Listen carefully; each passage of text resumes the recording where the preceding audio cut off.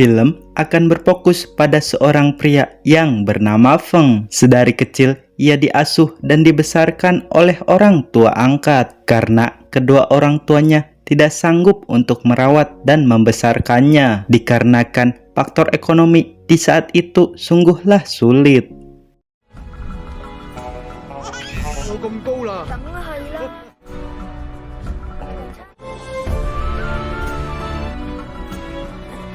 Di mana masa kecilnya tersebut ia habiskan untuk nuntut ilmu. Ilmu kok dituntut? Ilmu yang dimaksud ialah ilmu bela diri Shaolin. Setelah remaja, ia bergabung dengan salah satu klan yang bernama Kaipang atau yang biasa mereka sebut dengan klan pengemis. Diperlihatkan kemampuan Feng ketika ia menghabisi semua perampok hanya seorang diri. Singkat waktu, terlihat sekelompok biksu yang singgah di sebuah kedai. Di sana terlihat Feng yang sudah menunggu kedatangan biksu tersebut.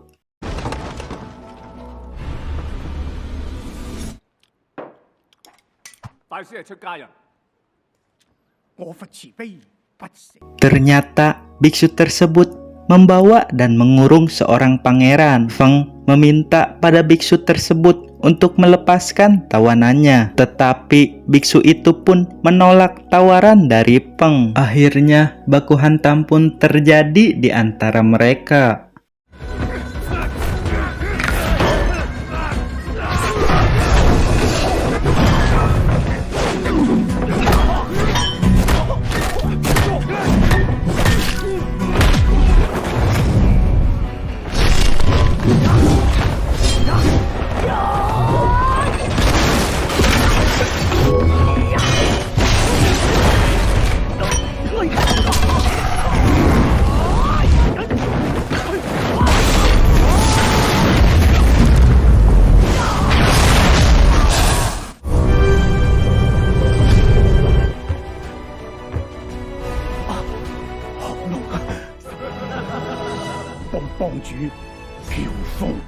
Singkat cerita, Feng dan pasukannya pun kembali ke markas klan Kaipang. Di sana terlihat telah menunggu para tetua dari klan Kaipang.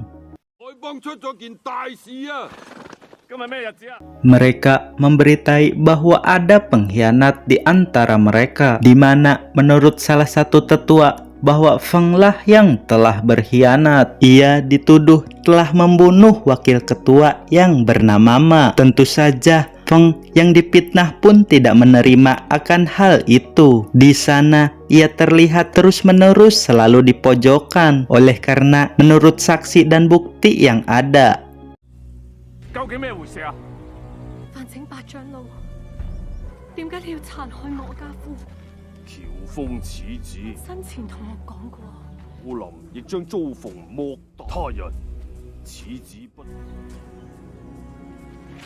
Terungkap bahwa jati diri dari seorang Xiao Feng ternyata ia berasal dari bangsa Khitan, di mana menurut cerita di film tersebut bahwa bangsa Khitan adalah bangsa yang paling rendah, yang membuat para tetua di sana tidak ingin menjadikan Feng sebagai pemimpin mereka lagi. Sesuai aturan di sana, mereka yang tidak mau tunduk pada aturan tersebut diharuskan tunduk pada hukum sebuah pisau, di mana maksud perkataan tersebut mereka harus menikam tubuh mereka sendiri. Feng yang tidak mau keempat tetua tersebut berkorban untuk dirinya. Seketika ia menikam tubuhnya sendiri.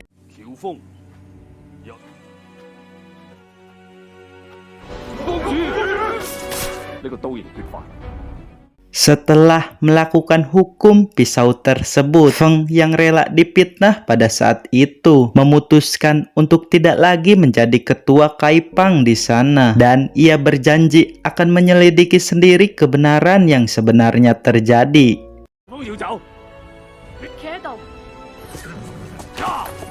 Kemudian diperlihatkan seorang pria yang bernama Mu Rongfu. Ia menyaksikan semua apa yang telah terjadi di klan Kaipang. Terlihat ia mempunyai maksud yang lebih dari sekedar ingin tahu.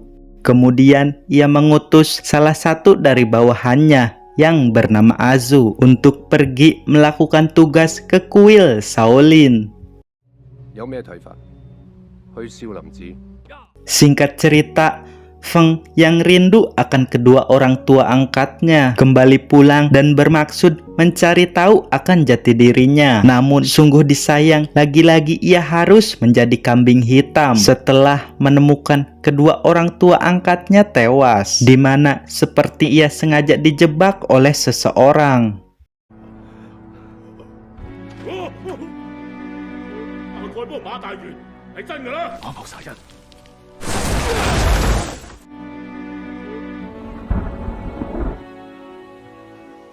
Kemudian Shin beralih ke kuil Shaolin. Terlihat salah satu guru yang terluka akibat serangan orang misterius. Tidak lama setelah itu, Feng muncul ke tempat guru tersebut, di mana ia bermaksud untuk bertanya apakah ia bangsa Song ataukah bangsa Khitan. Namun tanpa ia sadari, guru tersebut telah tewas. Di saat itu juga lagi-lagi Feng harus menjadi kambing hitam.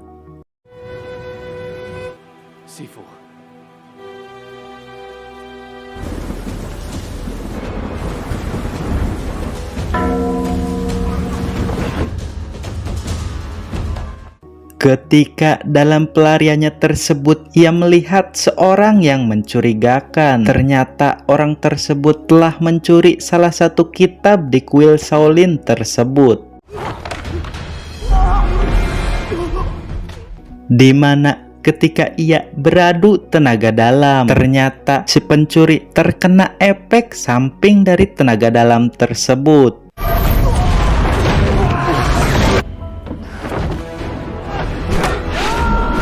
Singkat waktu di tempat persembunyiannya Feng, ternyata dengan baik ia membawa pencuri tersebut. Diketahui perempuan tersebut yaitu bernama Azu.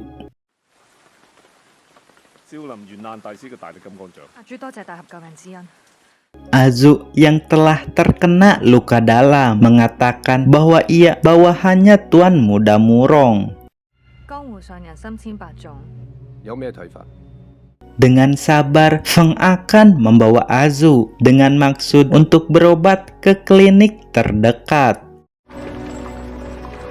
Ternyata tempat yang dituju ialah tempat sang tabib. Lagi-lagi, Feng harus berhadapan dengan pasukan saudaranya sendiri, di mana tempat tersebut sedang terjadi pertemuan antar klan.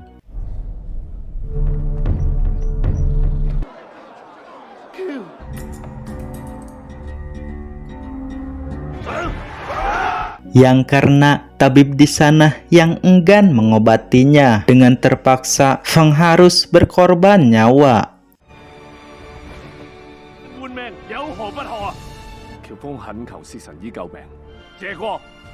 Kemudian setelah mereka berunding, Feng memutuskan untuk tidak menahan dirinya lagi. Kemudian jual beli pukulan di antara mereka pun terjadi.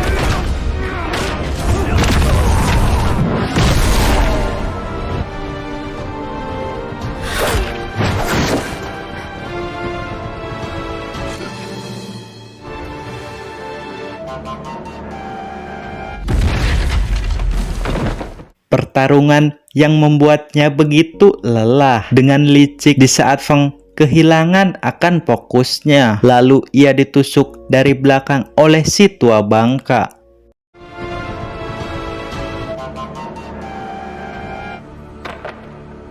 Setelah terkena luka yang cukup fatal, akhirnya Feng yang sudah lelah pun kian terpojok. Namun ketika takdir telah berkehendak lain, tanpa rencana, akhirnya Feng dapat diselamatkan.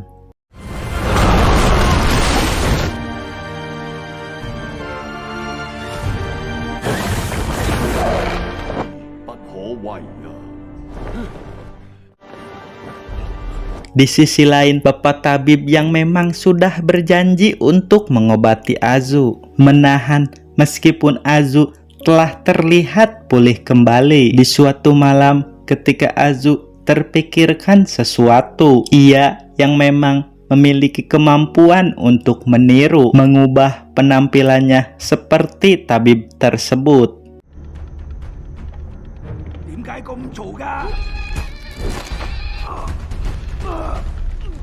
Berpindah ke tempat Feng yang sudah terlihat pulih. Meskipun hanya sebentar, ia sadar bahwa orang tuanya bukanlah orang yang kejam. Setelah perbincangan tersebut, penolong misterius pun pergi meninggalkan Feng. Di lain tempat, terlihat Tuan Muda Murong yang tampak bergembira setelah mengetahui bangsa Song terpecah belah. Di saat itu juga ia mendapat kabar terbaru. Ternyata bahwa Azu masih hidup, sehat dan kuat.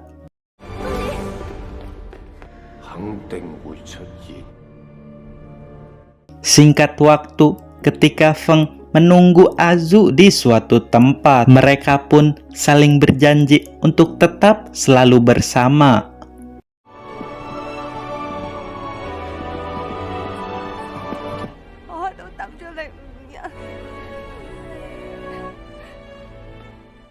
Tepat di malam harinya, rencana yang mereka susun berjalan dengan lancar. Akhirnya mereka tahu siapa dalang dari pengkhianatan tersebut.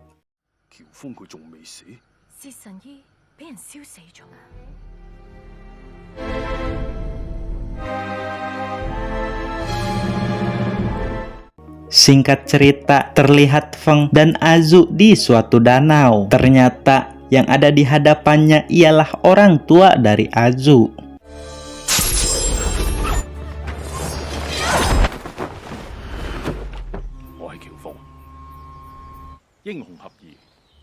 Di saat malam tiba, Feng yang sudah penuh amarah ketika melihat orang yang katanya telah membunuh kedua orang tuanya, di mana 30 tahun lalu ialah pemimpin dari penyerangan tersebut.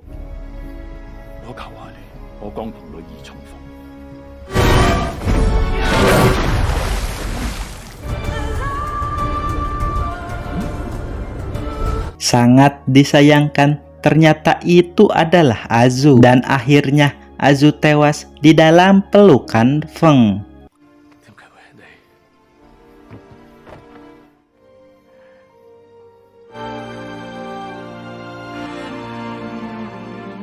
Tangisan dan pengakuan orang tua Azu begitu haru. Setelah mengetahui kebenarannya, Feng langsung bergegas pergi. Setiba di tujuannya, Feng langsung menghajarnya. Tanpa diduga, adik Azu ikut andil bersama Feng ke tempat tersebut.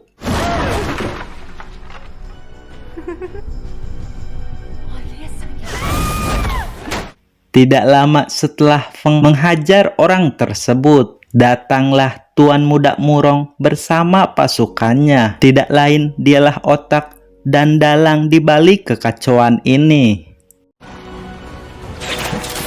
Akhirnya tibalah Feng bertarung melawan Murong, di mana Murong sendiri berambisi menjadi penguasa. Akan tetapi Feng menolak untuk bergabung. Tentu saja pertempuran sudah pasti menjadi seru.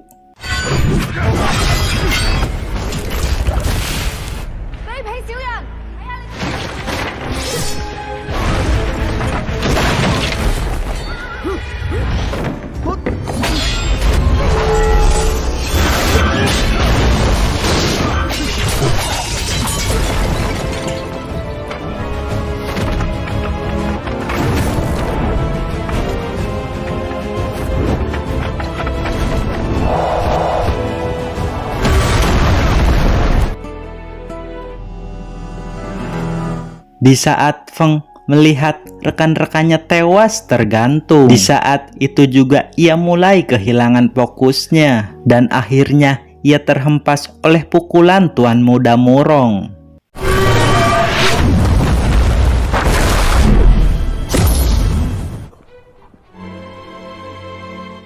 Di dalam alam bawah sadarnya tersebut terlihat ingatan Feng ketika masih bocah. Kemudian Feng sadar kembali dan akhirnya mengalahkan Murong.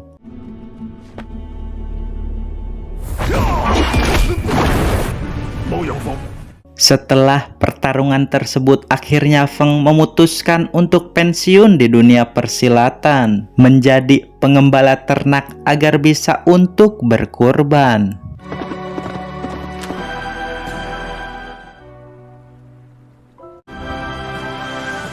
Kemudian terlihat Murongfo diselamatkan seseorang. Tidak lain, orang tersebut ialah ayahnya sendiri.